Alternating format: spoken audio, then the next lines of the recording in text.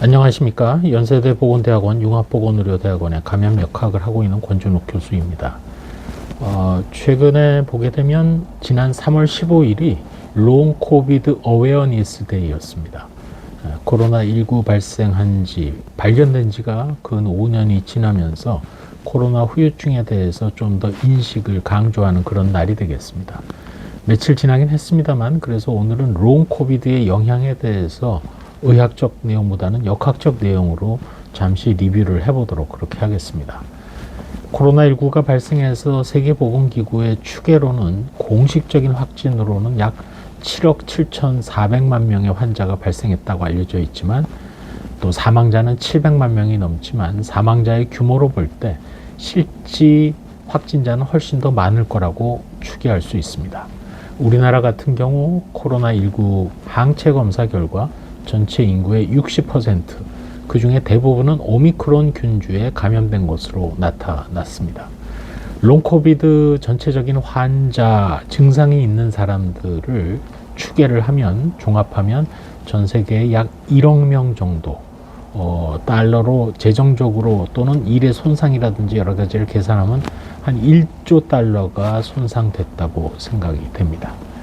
코로나19 중에 심지어 후유증 중에는 임신 중에 선천성 기형, 우리나라 말로 하면 내장 역위증이라 그래서 왼쪽에 자리한 내장이 오른쪽으로, 오른쪽에 자리한 내장이 왼쪽으로, 동시에 각각의 장기에 선천성 기형을 특히 임신 초기 4 내지 6주에 감염되면 유발한다는 조사 결과도 있습니다. 또한 코로나19가 제2형 당뇨병을 유발한다는 내용도 이미 논문으로 조사가 된 바가 있기도 합니다. 심지어는 코로나19를 비롯해서 많은 감염병, 특히 코로나19가 뇌조직에 있어서 브레인의 에이징 갭, 노화를 촉진한다는 연구도 나와 있고, 최근에는 치매를 트리거링 한다는 연구 결과까지도 다양하게 나와 있습니다.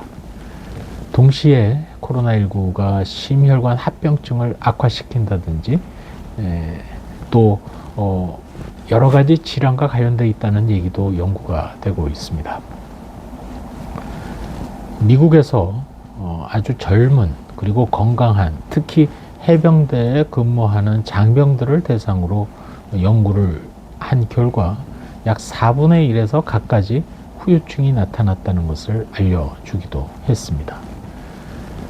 코로나에 자꾸 감염되면 어떻게 되느냐? 코로나에 재감염될수록 코로나로 인한 사망률 확률이 높아지고, 더군다나 여러 가지 후유증이 남을 가능성도 더 올라간다고 그렇게 알려져 있습니다.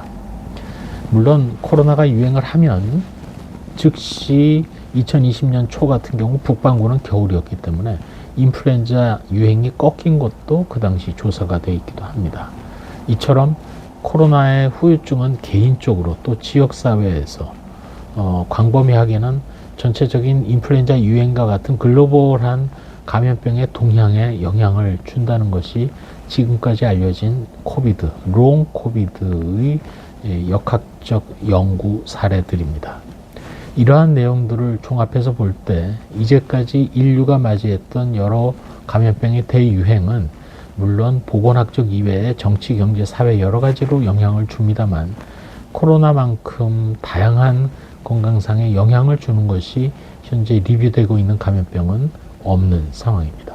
과거 유행했던 사스나 신종플루나 이런 후유증에 대한 생각을 해보거나 연구가 발표된 적이 없는 데에 비해서 이제 코로나를 맞아 롱 코비드 어웨어니스 데이를 맞이해서 코로나 같은 신종 감염병이 한번 유행했을 경우 그것이 남긴 후유증에 대해서도 조사하고 치료하고 확인하고, 또 다른 감염병 X가 등장했을 때 어떻게 대응해야 되는지 참고하는 그런 중요한 계기가 되리라고 생각을 합니다.